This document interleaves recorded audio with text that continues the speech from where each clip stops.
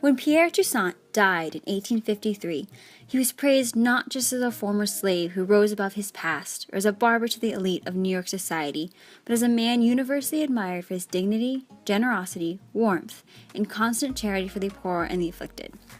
His funeral at the Old St. Peter's Church was filled with a predominantly white congregation. As the Evening Post noted at the time, Toussaint was the most respected black person in New York City. None would have known that the deceased was not a person of high rank. So who was this man, driven from his childhood home, that rose to become not only a successful businessman, but a living witness to his faith?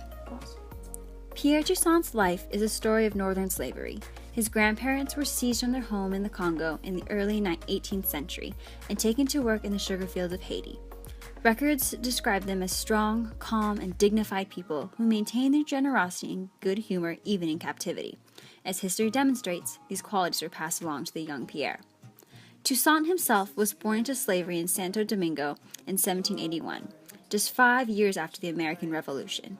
In 1797, his master, Jacques Berard, fled rising violence in Haiti, heading to New York and bringing with him his 3 daughters and 4 slaves, Pierre among them. When he arrived at the age of 16, the city had the second highest population of slaves in the nation. Even the church followed the customs of the day, endorsing slavery with many bishops, priests, and religious orders possessing their own slaves for daily labor. During the American Revolution, slaves who had made their way north were considered free, but after the war, slave masters from the south swarmed the city seeking their property. It was in this world that young Pierre made his home. A loyal servant of his young mistress, Berard's eldest daughter, Pierre rejected the news that with Jacques' death he was now legally free, and chose to remain with his mistress until she freed him at the point of her death in 1807. Now at the age of 26, Pierre had gained considerable skills as a barber and became the sole source of income for the Berard household. Toussaint soon built a broad clientele, serving some of the most prominent white families of New York. His warmth and wit attracted people from all walks of life, and Pierre enjoyed a wide circle of friends whom he loved without reserve. Yet, he was also a shrewd observer of character, and his charm gave him the freedom to speak truth even to the elite. It was said that he was not afraid to confront valued white clients when he saw them engaging in foolish materialism or personal injustice. In fact, Pierre was described as a born mimic, and it is easy to imagine how the arrogance or self-indulgence of wealthy New Yorkers provided not just the source of amusement, but fodder for the gentle parodies with which he entertained his many guests. Pierre was devoted to serving all, but especially the poor. His faith, including daily mass, was central to his life, and he took seriously the call to love even the less fortunate of God's children.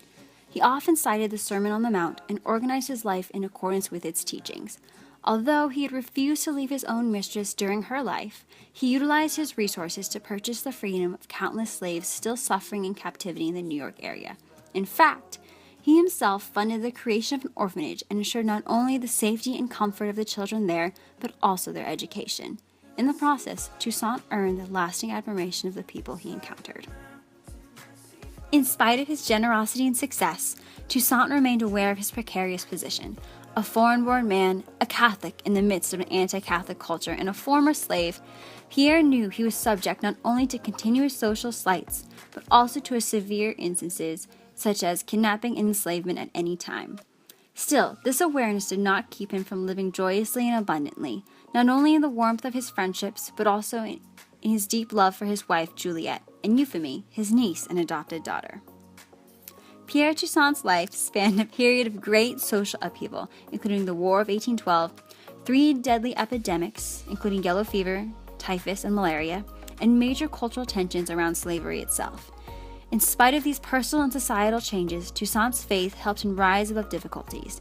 He adamantly refused to be tainted by injustice or loss. One biographer wrote that his deep trust in God, his self-assured temperament, and the inner strength of his character continually astonished not only his friends, but all who met him. A century after his death, Pierre Toussaint's tombstone was discovered in the cemetery of St. Peter's Church. The discovery sparked new interest in his life, along with a campaign to promote his canonization. One miracle has already been attributed to Toussaint. The Vatican waits for a second miracle to declare him a saint. Today, we remember Pierre Toussaint for his limitless loyalty, dignity, and good spirits in the face of adversity.